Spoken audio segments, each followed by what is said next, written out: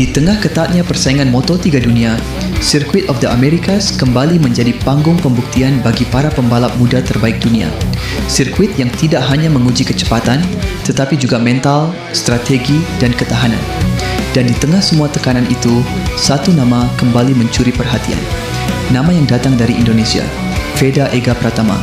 Bukan sekadar tampil, tetapi mulai menunjukkan bahwa ia layak diperhitungkan di level tertinggi.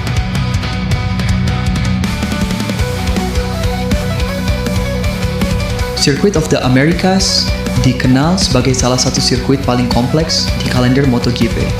Perubahan elevasi yang tajam, tikungan cepat yang mengalir, dan sektor teknikal yang sempit membuat setiap kesalahan kecil bisa berakibat besar. Di sirkuit seperti ini, kecepatan saja tidak cukup. Dibutuhkan presisi, konsistensi, dan kemampuan membaca lintasan dengan sempurna. Bagi banyak pembalap muda, COTA adalah mimpi buruk. Namun, bagi sebagian kecil, ini adalah kesempatan untuk membuktikan kualitas sesungguhnya.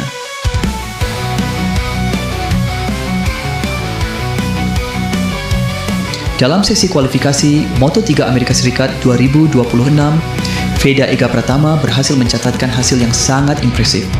Ia mengamankan posisi start keempat, baris kedua grid, posisi yang sangat strategis untuk memulai balapan. Lebih dari itu, ia hanya terpaut kurang dari 1 detik dari pole position. Di kelas Moto3, selisih ini sangat tipis.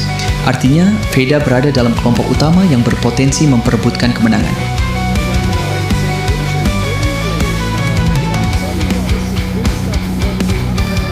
Namun hasil ini tidak datang dengan mudah.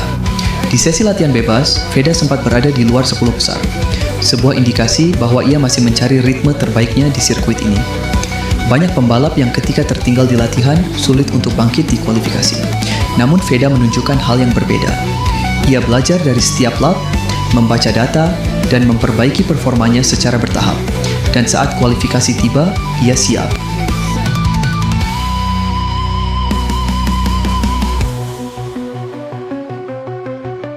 Di sesi kualifikasi, tekanan meningkat. Setiap pembalap berusaha mencatatkan waktu terbaik dalam kondisi yang sangat terbatas. Disinilah mental dan fokus benar-benar diuji. Veda tampil tenang, tidak terburu-buru, tidak panik. Ia memilih momen yang tepat untuk melakukan push lap. Dan hasilnya, waktu yang cukup untuk menempatkannya di posisi 4 besar. Sebuah performa yang menunjukkan kedewasaan di atas lintasan.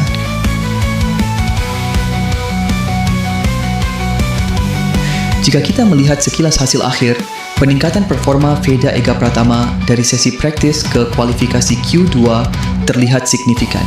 Namun untuk benar-benar memahami apa yang terjadi, kita perlu melihat lebih dalam ke data telemetri. Disinilah cerita sesungguhnya dimulai.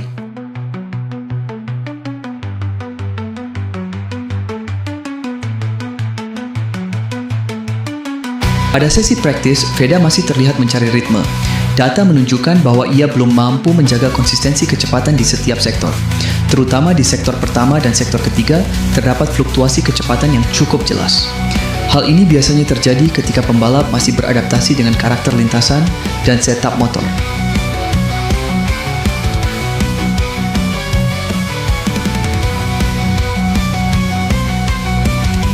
Namun saat memasuki sesi kualifikasi K2, perubahan mulai terlihat. Salah satu peningkatan paling mencolok adalah pada kecepatan entry corner. Veda mampu masuk tikungan dengan kecepatan yang lebih tinggi namun tetap stabil. Ini menunjukkan peningkatan kepercayaan diri terhadap grip ban depan dan keseimbangan motor.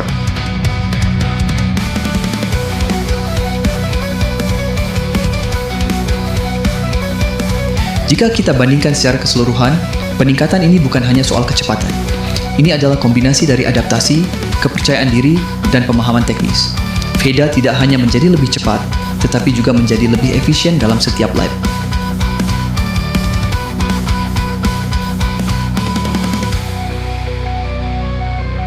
Dan inilah yang membedakan pembalap biasa dengan pembalap potensial. Kemampuan untuk belajar dengan cepat dan menerjemahkan data menjadi performa di lintasan. Veda Ega Pratama telah menunjukkan itu. Dan jika perkembangan ini terus berlanjut, maka peningkatan seperti ini bukan hanya akan terjadi di kualifikasi, tetapi juga akan menjadi kunci dalam perebutan podium di balapan.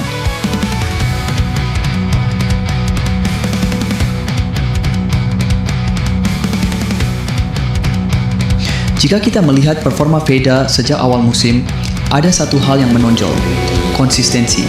Ia tidak hanya tampil baik di satu balapan, namun terus berada di barisan depan dalam beberapa seri. Ini adalah indikator penting, karena dalam dunia balap, konsistensi adalah kunci untuk bersaing di klasemen. Dan Feda mulai menunjukkan pola tersebut.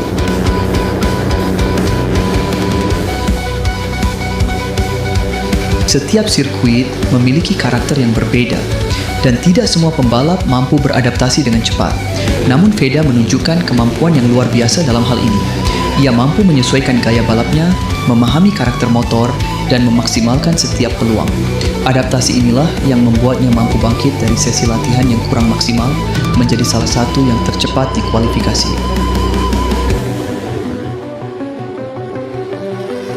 Selain faktor teknis, ada satu hal yang tidak kalah penting, mentalitas.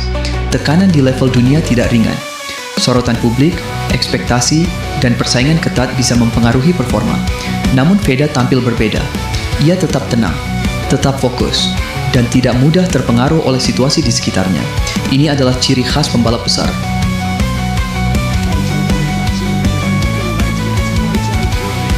Di depannya, terdapat pembalap-pembalap kuat seperti Alvaro Carpe, Casey O'Gorman, dan Valentin Perone. Carpe unggul dalam kecepatan satu lap. O'Gorman dikenal dengan konsistensinya. Perone tampil agresif dan berani mengambil risiko. Namun Feda memiliki kombinasi yang unik. Ia seimbang, tidak terlalu agresif, namun juga tidak pasif. Dan dalam Moto3, keseimbangan seringkali menjadi kunci kemenangan.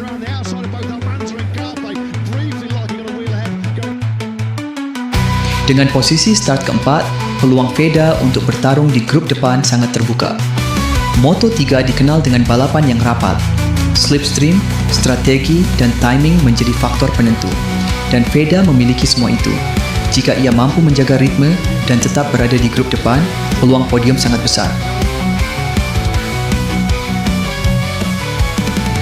Hasil ini bukan hanya penting bagi Feda secara pribadi, tetapi juga bagi Indonesia.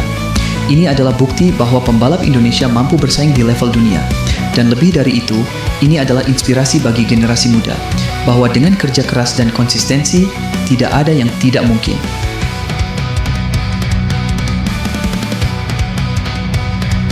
Kualifikasi ini hanyalah satu langkah.